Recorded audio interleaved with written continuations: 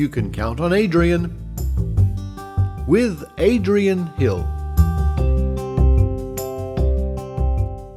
Hello everyone, this is Adrienne Hill from Calgary, Canada, here to talk about pseudoscience in education. This conversation was sparked by a Globe and Mail article, and the Globe and Mail is a national Canadian newspaper, about how the belief in the disproven learning styles is still prevalent within the Canadian education system. The article, which was written by Michael Zagstra, was titled, quote, "Is the theory of unique learning styles dragging down our education system?" End quote. Well, what do I mean by learning styles? Well, there are several different theories out there, but the one I am most familiar with is called the VARK model, which encompasses V for visual learning, A for oral learning, R for reading and writing learning, and K for kinesthetic learning, hence VARK. From Wikipedia, quote, "Students can use the model and inventory to identify their preferred learning style and, it is claimed, improve their learning by focusing on the mode that benefits them the most," end quote. For example, a visual learner will learn best if the material is presented via graphs, charts, pictures, etc., and a kinesthetic learner learns best with hands-on experiences that include touching and doing things like lab experiments or art projects. I found that this belief was very prevalent with both teachers and students during my 30-plus years of teaching in 2 provinces. I was curious to find out if other teachers have had similar experiences, so I called my teacher friends, Kelly Burke and the Skeptical Fairy Godmother from the internet, aka the Tooth Fairy. Yes, besides her 2 fairy roles, she is a teacher as well. Besides learning styles, our discussion includes right brain, left brain, homework myths, high-impact teaching strategies or HITS, and growth mindset versus fixed mindset. Something I was not familiar with. We also touch on why these myths persist.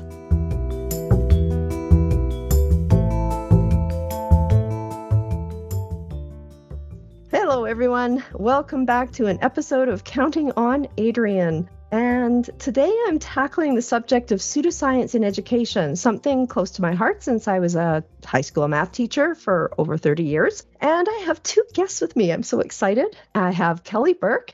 She is from Delaware in the USA. And we have Michelle Bijkersma. Hopefully I said that right, Michelle. And she is from Melbourne, Australia. We have an international perspective we're going to share today. So welcome, you guys. Thanks, Adrienne. Thanks for having me. So Kelly, can you tell me a little bit about your educational experience as a teacher? Yes, so I teach students with severe and multiple disabilities. I'm in a self-contained school. I was the music teacher at the school for 5 years, and now I teach in a high school classroom. And Michelle, can you tell us about your experience too? I started teaching in high school. Here that is year 7 to 12. In the mid-90s, and I've been in and out a little bit, but I'm still there at my original school, and I primarily teach Japanese, but I also go in and out of the humanities as the need arises. Awesome. So we have a variety of backgrounds, math with me, and special ed and music with Kelly, and Japanese and the humanities. The first thing I wanted to kind of talk about was the right brain, left brain myth. And the reason I wanted to start there is when I first started teaching as a brand new first-year teacher at a province-wide professional development, we all went into Vancouver in British Columbia, and we had this amazing speaker. And he was, I believe, a keynote speaker, but, memory can be wrong. And he talked about right brain and left brain with regards to education. And I was absolutely sucked in. He was charismatic. He was convincing. And then later on, when I started realizing that some things weren't quite what they seem, I ran into an article actually in Science-Based Medicine that talked about the myth of right brain, left brain.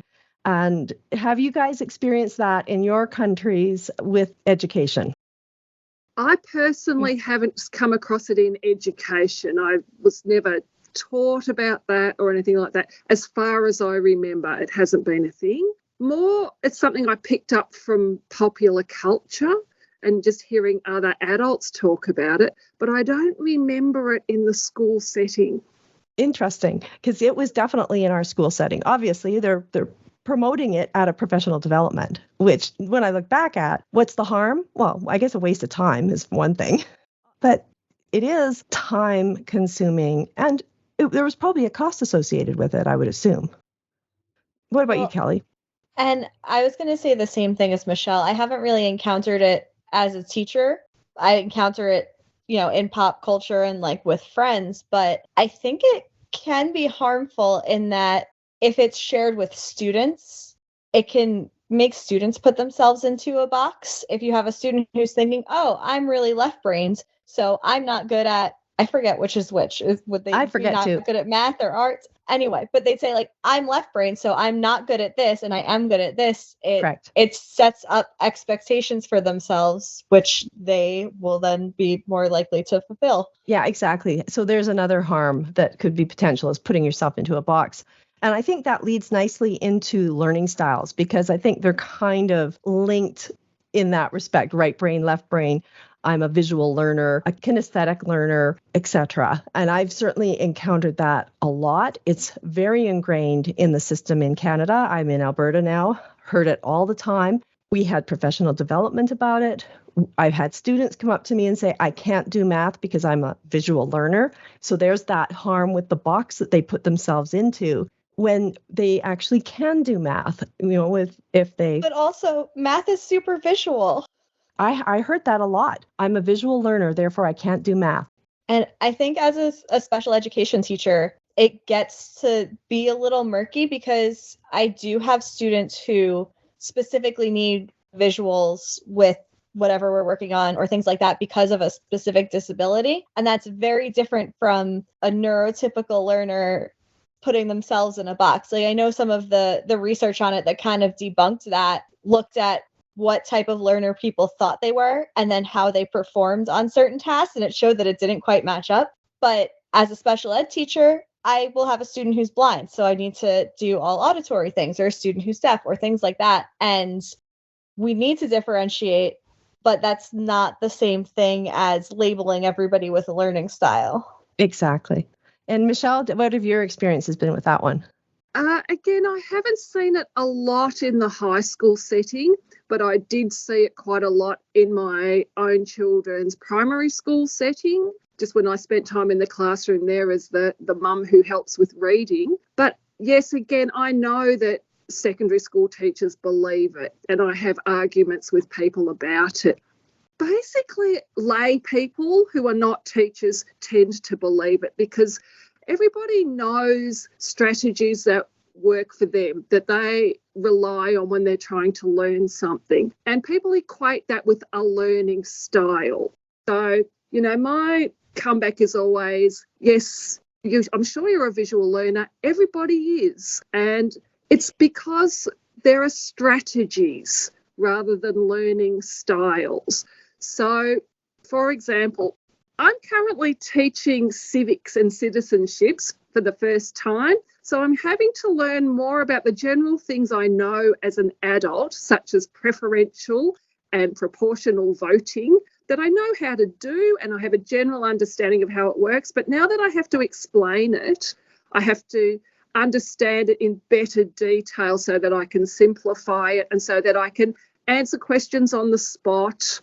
Got to learn it and then teach it. So it's interesting in that way that I'm noticing that there are certain strategies that I need to use to learn it. And if I believed in learning styles, I should be able to learn about proportional and preferential reading by reading the textbook page. And I attempted to do that last week, and I thought, I'm going home to cry now, because it was all just a big wall of text. And I thought, I actually understand in principle what this means, but this is just saying blah, blah, blah, jargon, blah, blah. And I thought, okay, I'll try from the mathematical point of view. But it became so specific with the equations that I thought, oh no, I'm dumb, I better resign.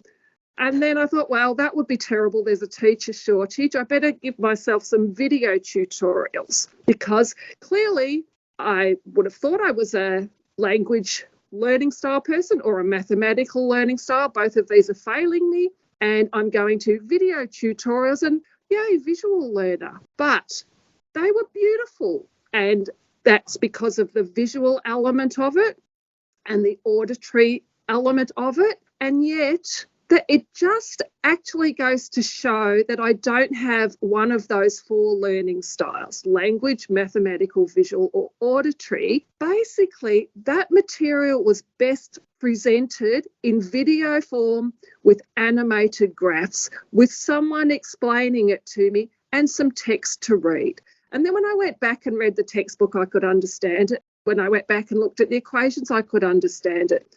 And so it was the method of delivery is much clearer in some forms than others. It has actually very little to do with the learner. You don't have a style in which you learn better. The material is better taught in some ways than others. And there was a lot of reinforcement going on. Like I was just saying, the video tutorial includes visuals, animation, auditory, and it's supported by text, and it had the maths in it. So by the time you put everything in together, it became very comprehensible. And so I have worked out exactly how I'm going to teach this to my students, and I spent a day putting together an interactive PowerPoint that has key terms and definitions and digital flashcards to support that. It has some of the simple equations and graphs to make sense of it. It has the beautiful 2-minute long videos that just cut to the chase and have excellent graphics and commentary. That's in it as well. Some interactive voting ballots where you can actually fill in the numbers and vote for your candidate. So there's the kinesthetic. And then at the end, there's some games, because I like to gamify my classroom. And that is a whole nother thing in itself. Some people think that it's not real education when there is actually evidence to say that there is. So that touches on other myths. But this is the way to teach things. You are not appealing to different learners. You are using different strategies that support each other to best present material. And it won't be that one thing particularly resonates necessarily, but by the time it all comes together, the hope is that students will understand it. And this is, again, what I do with language all the time. I never present anything in just one way. And again, it's not because I want to meet different learning styles. It's because the combined strategies support each other and work together and emphasize different things, and then the whole thing should theoretically fall into place. Yeah, exactly. And I think the big point there that is so important is that it is the material that dictates how you teach it effectively, not the student and how they learn. Exactly. It's backwards. Exactly. And Kelly, do you have anything to add to that? I was just thinking about teacher preparation programs, and I'm curious about your experiences and how much your education focused on making you an expert in your content area versus making you an expert on teaching, because I think with a lot of programs, there's so much to cram into 4 years of college to prepare you. And I went to school for music education, and so I had to learn how to teach music for kindergarten through 12th grade, band, orchestra, chorus, general music. So I spent so many hours of classes learning how to play all of the band instruments and orchestra instruments, and learning so many different aspects of it that there's not always a ton of time for evidence-based teaching instruction. And I think I got a lot of it. I think I was really lucky. I had a professor who was really active in research in music education. So I did get a lot of instruction in best practices and evidence-based strategies at the undergrad level. But now I'm not teaching music. And that's a whole other story. but I just wondered what kind of preparation you guys got in terms of teaching strategies versus your content area. Yeah, that's a great question. I can speak to that. I did a 4-year math major. So I really just had 1 year of education in my 5th year. And I did transfer in 3rd year. So I had to do a practicum at the end of every year. Did I learn anything? Did I have courses? No, we just got kind of thrown into teaching. And we learned from teachers who had experience until my 5th year, when we did have some how to teach courses for sure. But it was mostly around discipline. It was not around learning styles. I didn't get the learning styles. I didn't get the right brain, left brain. I didn't get any of that until I was a full-time teacher and we went to professional developments. I think a lot of education comes from learning from experienced teachers. Like a lot of how I learned how to teach was having practicum placements and things like that. And so you get these myths passed down without anything to kind of stop them. Exactly. So I think that's kind of a lot of the reason that that's perpetuated in education. But I think also, as Adrienne was saying, some of the professional development you get as a teacher is just from consultants. Mm-hmm. Now, they're peddling their own thing.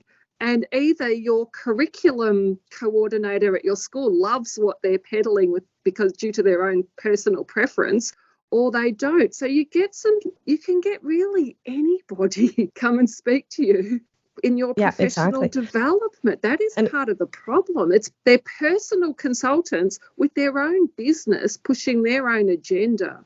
Some of the time, and some of the time not. It depends where they come from, but there's no guarantees that you're getting the right information.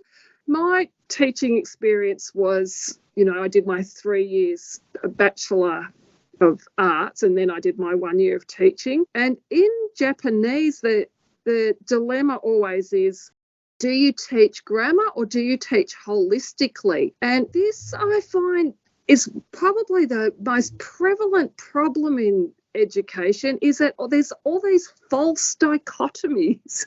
Right. So many things are presented as a false dichotomy. It has to be one or the other instead of... Yeah, it's the same with, the mnemonics and phonetics, and sight reading debate. Should we be teaching phonetics? Should we be learning whole words on sight? Well, yes. Clearly, yes. Both. Yes.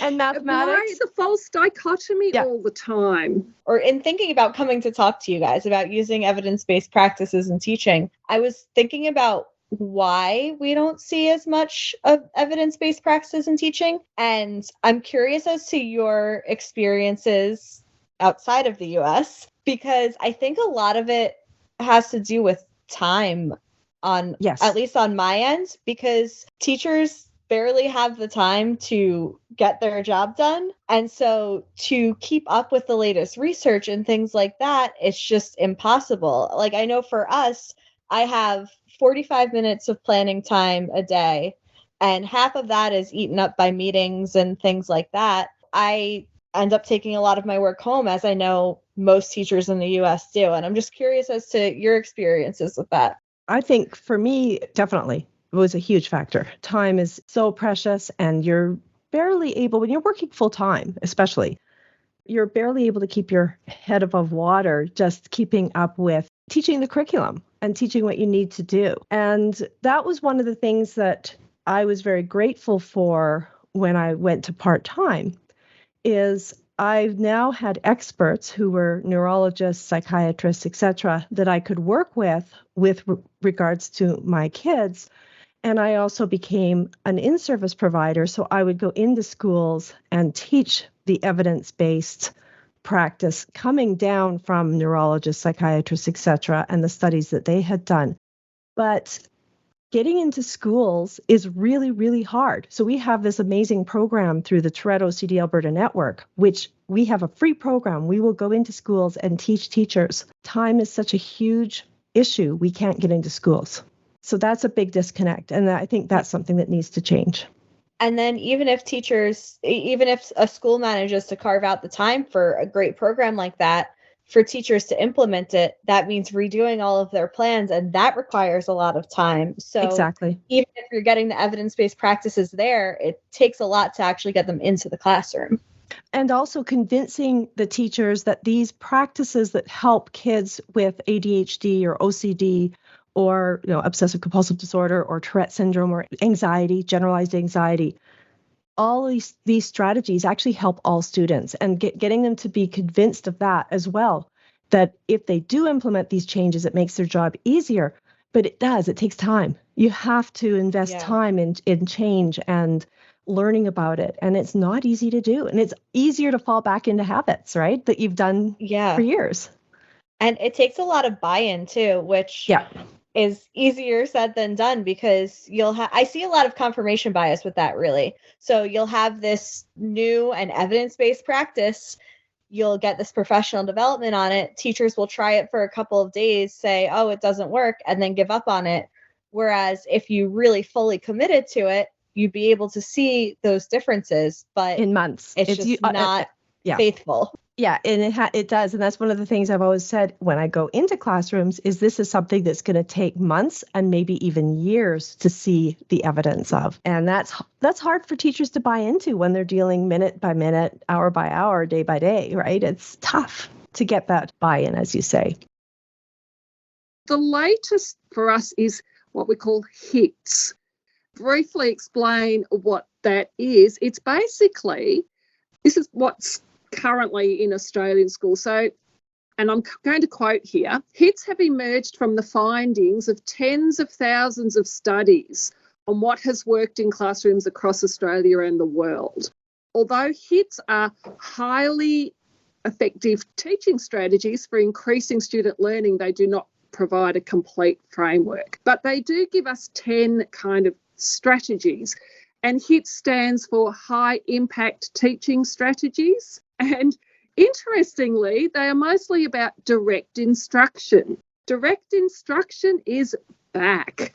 Explicit instruction is back. Inquiry learning, largely gone down to a task rather than a model.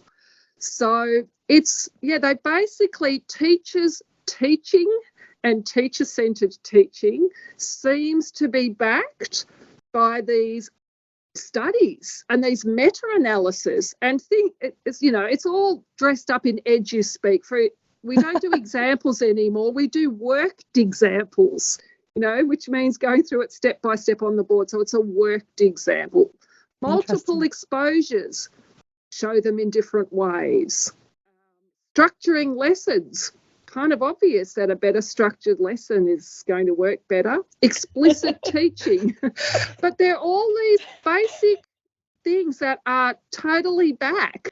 Feedback. It feels like we're going full circle. Yeah, don't give feedback about everything. It becomes meaningless. Give good, thorough feedback about some things. Metacognition is still around. There's still quite a big focus on metacognitive strategies, teaching students to think about their thinking. But all this time later, and this time, backed by thousands of studies or tens of thousands of studies that, as they say, we seem to be going back to a teacher-centred approach rather than inquiry learning. I don't know how much evidence inquiry learning was supposed to have for it, but... So the only other thing that I really wanted to talk about is myths about homework, because when I was going through university and then I was in my 1 year of education, they taught quite a bit about homework, and they actually said that in Canada here, or at least at University of British Columbia, that homework at the lower levels it's not valuable. It can detract from students' enthusiasm of school, et cetera, and it was only in the higher grades that it becomes more important, but it was really conditional upon the student. That was what I remember learning. Could be wrong, but that was sort of my takeaway. And I have a niece and nephew who were living in Arizona when I was right in the middle of my teaching career, and they were getting homework in kindergarten, and it was like an hour of homework a day in kindergarten. And I remember them asking, is this normal? And I was quite horrified, to be quite honest. And then over the years, I've had a lot of pressure from parents. At parent-teacher interviews, they would come and say, how come my students aren't getting this much homework? They're not doing any math at home, et cetera, et cetera. And I would try to explain to them, look, they've got 86%. They're doing fine. They don't need to be doing the homework. They're doing the work in class. Obviously, they're fine. Another student who wasn't passing, I might recommend doing some homework with, especially in the higher grades. So it was really conditional upon the student. And I learned as well, I do remember in university being told, don't over homework, like give a lot of the same type of question because you're going to turn the kids off. Now, if they need the extra practice, that's fine. But for most students, they shouldn't have to do all the questions, like every single question in a textbook, etc. But I was astounded to find out, as my niece and nephew went through school, that there were teachers who did that, gave just homework for the sake of homework. And I would even hear people at professional developments occasionally that would say, yes, homework builds character, homework builds good work habits at home, homework does all these things. And I was really grateful to my son, Graham, my oldest son. When he was in university, he really got into the skeptical movement and kind of introduced me to it. And he bought me this book called The Homework Myth, and it was by Alfie Kohn. And it was an amazing book because it went through and said, people will say, and he would name the people, and they would say, well, studies show that this many hours of homework per grade are essential to their development in the future.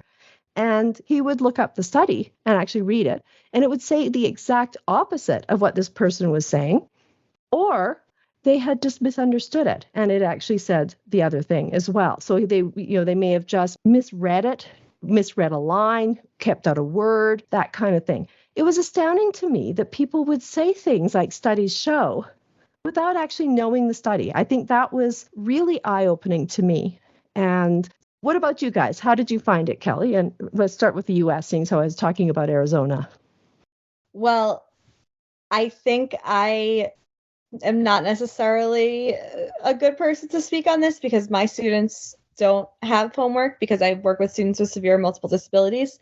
I probably don't have an informed opinion on that. So I'll pass. What about when you were going through school growing up? Oh, going through school, I was the student who took all of the AP classes and put everything on my plate. But I was also the student who didn't do the homework until the night before. So I pulled quite a few all-nighters. Learned actually just last year that I have ADHD. So all of that all of a sudden made sense. That kind of feeds into this homework thing, though.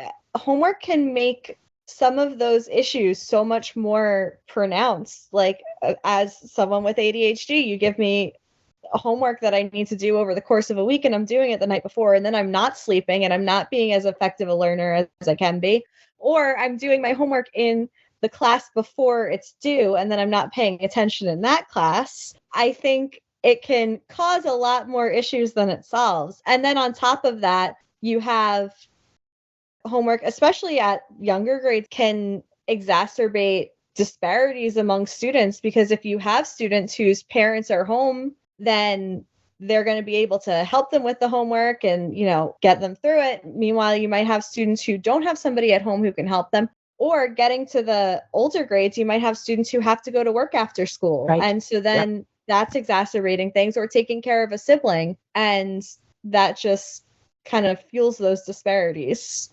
Yeah, about 20 years ago, we had an official homework policy at my school. And from memory, and again, unreliable after 20 years, but we had this policy due to, again, the studies show factor, without ever seeing the studies. But it became part of the students' planner, which is really just a diary, and there's a page dedicated to it. And honestly, we had to set a certain amount of homework per week, in accordance with these studies. And I artificially did so. I gave them extra worksheets they didn't need to do and things like that, just to meet these quotas, Wow. And then I tried to make it meaningful, but you can't if you don't need it. Right. And you're just doing it to achieve a set number of hours. I think it's 1.5 hours a week for every subject. And, sometimes there just wasn't anything much that week and you'd have to make up something they didn't really need to do. So that seems, though, to have been long gone. I haven't heard anything about the homework policy or hours per week or night they should be working in absolutely ages. And now I set meaningful homework as the need arises, or stuff that is just better done at home. For example, learning to write Japanese characters in the senior years where they have to learn 200 characters. It's really not a good use of class time because it's just sitting out, writing out the characters 20 plus times. That takes half an hour. So, but it is a nice relaxing thing to do once a week. Never just for the sake of a certain number of hours is necessary for students to progress.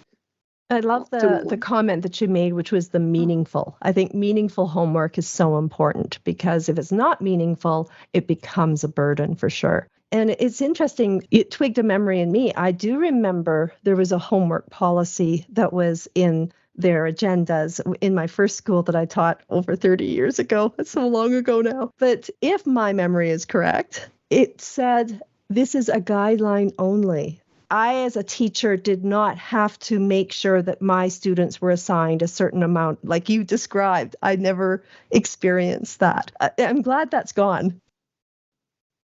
I just wanted to raise growth mindset versus fixed mindset, which is the current buzz thing. Are you getting that, Kelly? Yep. Yeah. I'm out of the education system, so I wouldn't know. It's the hot one at the moment.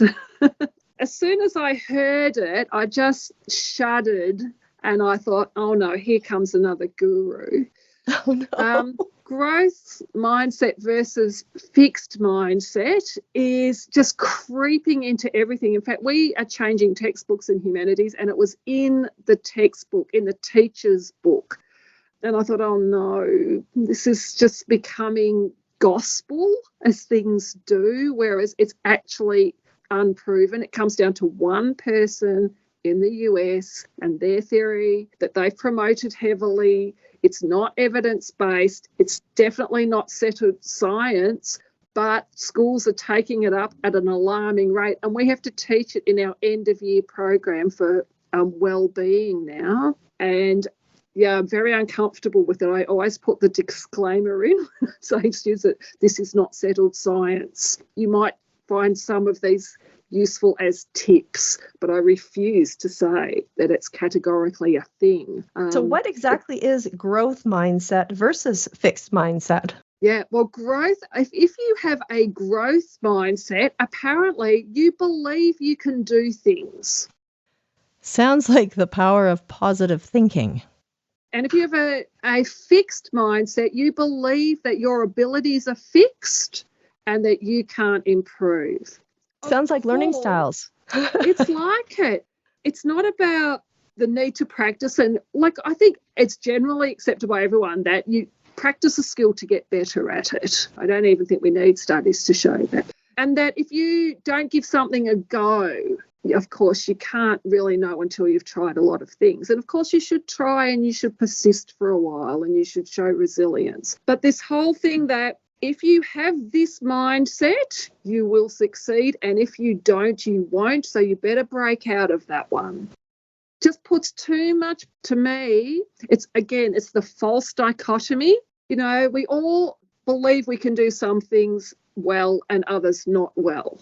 We all believe that. We all also believe that we can improve with practice, but I also believe we know our limits without being told, no, that's just a fixed mindset that you need to overcome. And I think it's not really fair to burden that with students, like accusing them. Blaming the victim. Accusing them of their mindset holding them back instead of focusing on the skills that they need. It's very law of attraction. Yeah. So if you fail, it's your fault because you didn't have the right mindset. Yeah, very toxic positivity. Like, you just need to say, I can do it all the time. Yeah, so it bothers me that it's presented as a dichotomy even though it could never be. And of course, that's taking it to its extremes, but still, it makes me uncomfortable to even talk about it as a dichotomy.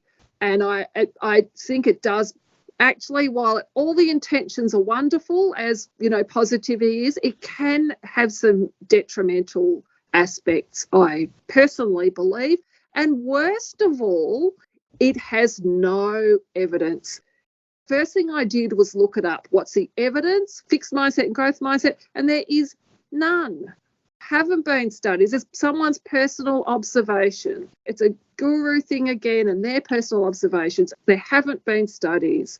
There's nothing to back it up. And yet it's being promoted now in schools. Well, and I think a lot of the pseudoscience we've talked about in general goes to like this idea of what feels right. That feels like a really good idea, and that feels like what we should be doing. Oh, learning styles. I feel like I learn better from this. And once it feels right, we use our motivated reasoning to justify it, or we can find a few studies and cherry pick things that justify it.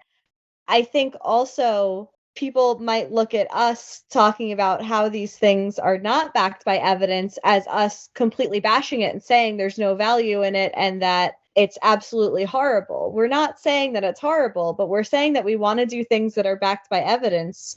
And when something claims to be backed by evidence and it's not, it's really hard to know how we should be approaching things. I think that's just kind of how skeptics are viewed in general, is like as the negatron who's bashing everything. And that's not the intention. The intention is I want to find the things that I should be doing. But there's just mountains and mountains of woo around all of this, and it makes it really hard to find out what the science actually says. Yeah, exactly. Yeah, and another thing is, I think a lot of that positive thinking, you wouldn't want to say a student can't do something, and that's entirely fine. If that's something a student is interested in and they want to do, like, students can do anything. As somebody who recently realized I had ADHD, I realized that a lot of the things that I was successful in were the things I was interested in. But to say that this positive thinking is going to make the student able to do this thing, do they even want to? Yeah. And just trying to kind of force that is going to be harmful to the student. This idea of positive mindset seems to be pretty common in all of our culture. If we believe we can do it, we can do it. You hear that over and over again. We see it from movie stars. We see it with musicians, athletes. They say, don't give up on your dream. Just think positively. Think you can do it. So this is something very ingrained in our culture, which I think, as you said, Kelly, can be harmful because there's very high expectations that most people can't meet. It's just not going to happen. But also, I think it's to do with, we now know about, brain plasticity. So now that we know that, and that's spawned things like lifelong learning, and brain plasticity is real. Yeah. But, some of the things that it generates, maybe, other theories associated with that, I don't know. I'm waiting to see what the science is. I'm not going to say it's not real, growth mindset versus fixed mind, because there's no evidence either way. Exactly. But yes, brain plasticity, yes, it's real. Growth mindset versus fixed mindset, we don't know. We don't know if that's real. We should not be teaching as if it was settled. Yes. And brain plasticity, how far can it go? Do we know that? I don't know. Yeah.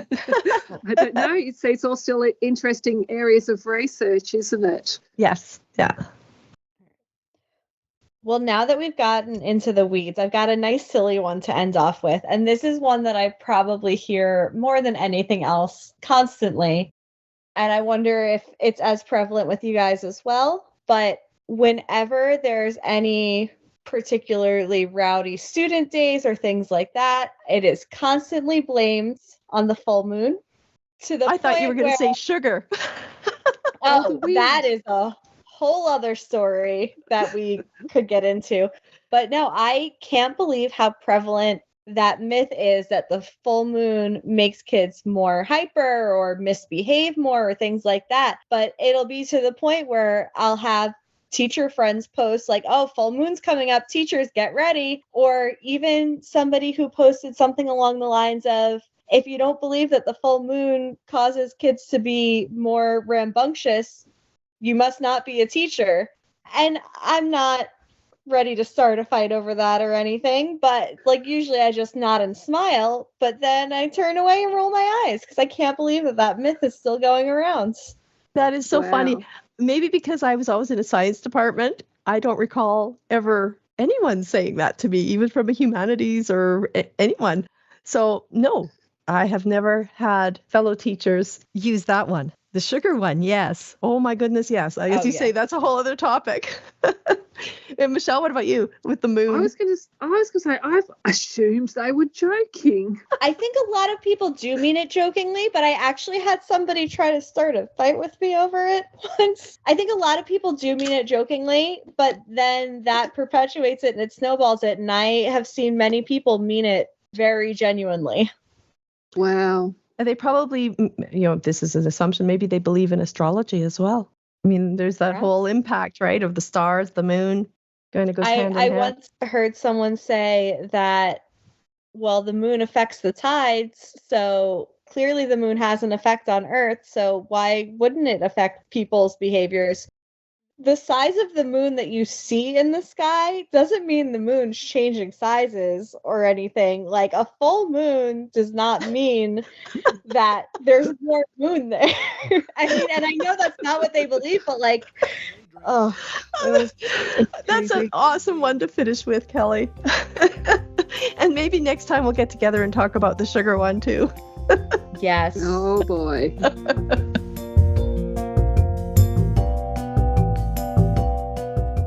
Well, ladies, this has been a blast, and I'm so grateful that you decided to join me over multiple time zones. Thank you, Kelly, and thank you, Michelle. Until next time, this is Adrienne Hill.